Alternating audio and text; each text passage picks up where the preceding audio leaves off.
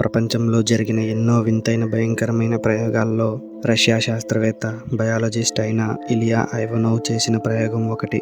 Artificial insemination అంటే కృత్రిమ గర్భధారణలో ఈయన ఆరితేరినవాడు. ఈయన తన కృత్రిమ గర్భధారణ పద్ధతులతో 20వ శతాబ్ద ప్రారంభ సమయంలోనే ఒక జీబ్రాని, ఒక డాంకీని కలిపి జీడాంక్ అనే హైబ్రిడ్ జీవిని పుట్టించగలిగాడు. ఒక ర్యాట్ మరియు మౌస్ని కలిపి రౌస్ అనే కృత్రిమ జీవిని తయారు చేశాడు. ఇలా పందులపైన, కుందేళ్లపైన ఈయన చేసిన కృత్రిమ గర్భధారణ చాలా వరకు సక్సెస్ అయింది.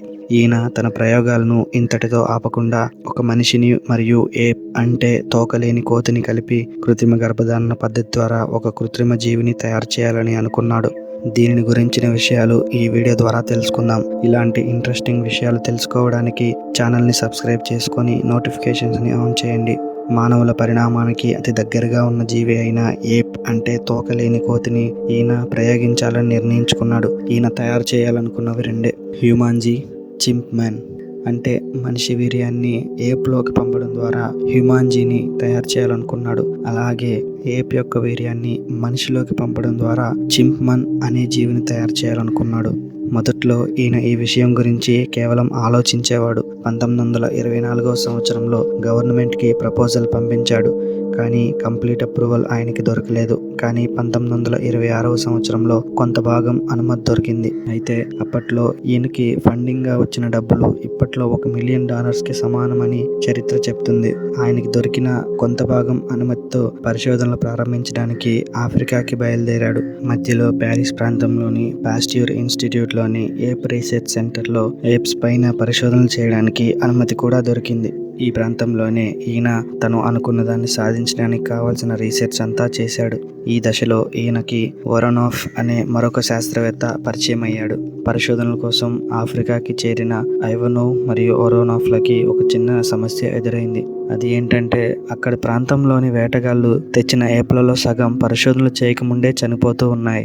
దాంతో అక్కడి వేటగాళ్ళు డబ్బుల కోసం చిన్న చింపాంజీలను తీసుకురావడం మొదలుపెట్టారు. ఇది ఆయన కుదరక ఇంకా ఎక్కువ మంది వేటగాళ్ళను పనిలో పెట్టుకున్నాడు. చివరికి 13 పరిశోధనకు ఉపయోగపడే ఏప్స్ ఈయనకి దొరికాయి. వాటితో పరిశోధనలు ప్రారంభించాడు. శాస్త్రవేత్త వొరోనోవ్ మరియు ఐవనోవ్ కలిసి ఆడ మనిషి అండాశయంను ఏప్లోకి ట్రాన్స్ప్లాంట్ చేశారు. తర్వాత మనిషి యొక్క వీర్యంను ఆ అండాశయంలోకి ప్రయోగించారు. ఈ 2 టాపిక్స్ అప్పటి పేపర్ హెడ్లైన్స్ లో హాట్ టాపిక్స్ గా మారాయి. అందరూ రాబోయే రిజల్ట్ గురించి ఎంతో ఆశగా ఎదురు చూస్తున్నారు. మానవులకి ఏప్స్ అంత దగ్గరగా ఉన్నాయా? నిజంగా ఇది సాధ్యమా?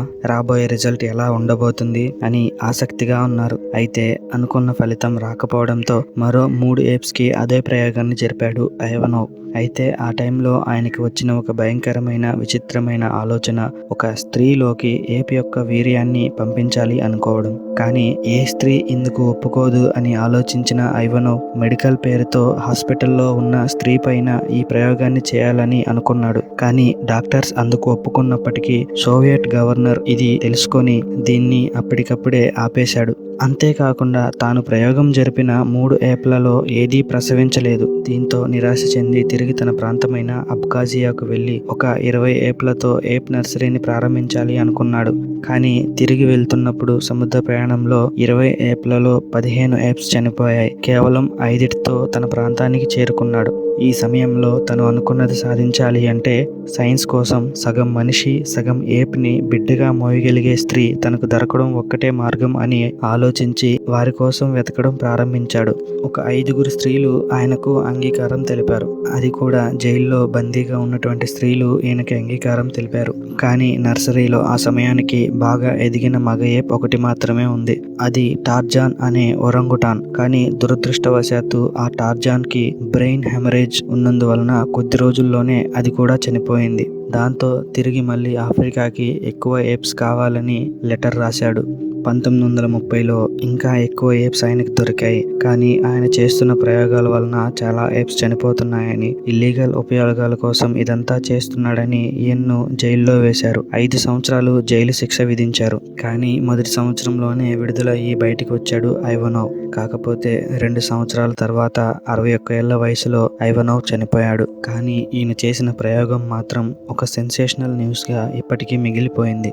ఒక 50 సంవత్సరాల తర్వాత మళ్ళీ ఈ డాక్యుమెంట్స్ అన్నిటినీ ఒక రీసెర్చ్ టీం బయటకు తీసింది. దాని ద్వారా తెలిసిన ఇన్ఫర్మేషన్ మేము మీకు ఇప్పుడు షేర్ చేశాము. కానీ ఈ విషయాలన్నిటిలో ఇదంతా ఈయన ఎందుకు చేశాడు అనేది మాత్రం ఇప్పటికీ తెలియకుండా ఉంది. మేబీ అది యుద్ధాలు జరిగే సమయం కాబట్టి అన్నిటికంటే ఒక స్ట్రాంగెస్ట్ ఆర్మీని తయారు చేయాలని అనుకున్నాడో ఏమో. మీకు ఐవనోవ్ ఈ ప్రయోగం చేయడానికి కారణం ఏమనిపిస్తుందో కామెంట్ రూపంలో తెలియజేయండి.